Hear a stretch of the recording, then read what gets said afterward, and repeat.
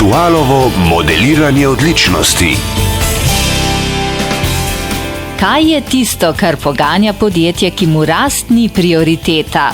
V zadnjih letih stalno beležimo rast, od krize naprej vsako leto od 5 do 10%. To je tudi nek obseg, kjer mislimo, da ga tudi uspemo obvladati. Tudi plan za vsako leto naprej ni nikoli, da moramo pa za 5% imeti naslednjo leto več prometa. Zmeri si želimo vsaj to obdržati, kar smo imeli v preteklem letu in bi bili v končni fazi s tem čisto zadovoljni.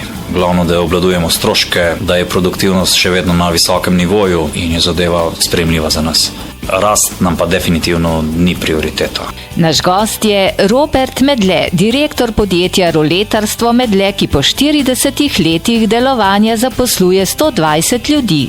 Po zimi je precej manj naročil kot spomladi ali poletnem času. Zato imamo obakrat težavo po zimi, ko zaposlenim pravzaprav skoraj nimaš kaj da delati. Poleti nas je pa premalo. Rešujemo na ta način, da ogromno sredstev vlagamo v tehnološki razvoj, da bomo lahko, ko so potrebe večje v naši sezoni, da uspemo zagotoviti dovolj velike kapacitete v proizvodnji, da lahko dejansko ustrežemo našim kupcem pravočasno. Po drugi strani pa po zimi nismo preveč obremenjeni s preveč zaposlenimi.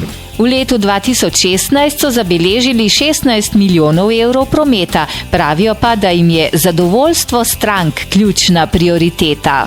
Ne pustimo naših kupcev na cedilu po tistem, ko že kupijo od nas produkt. Če nekaj ne gre skupaj, če se nekaj ne da zmontirati, če so neke težave, smo mi takoj na voljo in hitro odreagiramo in priskočimo na pomoč. Verjetno je to ena tistih glavnih prednosti. Poskušamo seveda tudi v sezoni čim hitreje proizvesti naročene produkte, imeti kratke dobavne roke, trudimo se tudi z lastno dostavo do kupcev, je kar nekaj teh zadev, na katere se fokusiramo.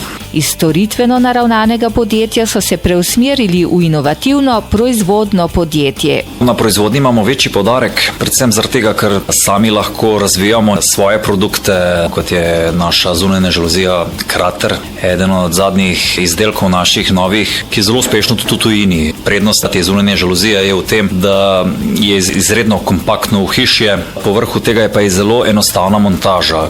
Prava ekipa in orodja. Dejansko imamo ekipo razvojnikov, ki non-stop rišejo, načrtujejo nove profile, nove ideje. Nekaj časa imamo tudi že 3D tiskalnik. Kar si pa zamisliš, da prvo gremo na 3D tiskalnik, naredimo prototip in vidimo, ali je zadeva primerna ali ni. Prej smo se morali pa mogoče malo več pogovarjati, večkrat poizkušati, da smo prišli do rešitev. Sončna izbira.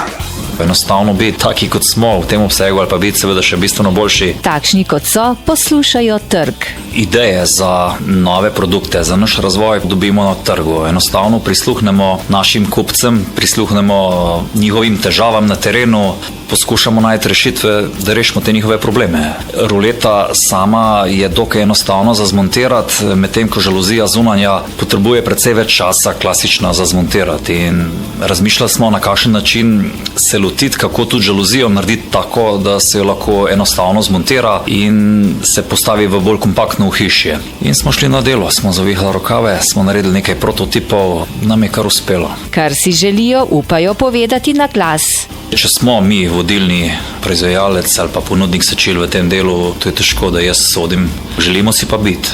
Vso našo energijo usmerjamo v to smer, da enkrat postanemo to vodilni ponudnik in več čas delamo. Enostavno, to je res, želimo si biti najboljši. Najboljši v ponudbi z najboljšimi produkti. Ja, to definitivno je cilj. In uresničujejo v soseščini. Obstoječe prostore imamo prenapolnjene, smo že v projektiranju novih poslovnih prostorov, tam okrog 12,000 kvadratnih metrov planiramo in začnemo, jaz upam, čez par mesecev z gradnjo, čez kakšno leto, leto pa pol, se pa že nekako vidim v teh novih prostorih. Modelirala sem Ema Skrt.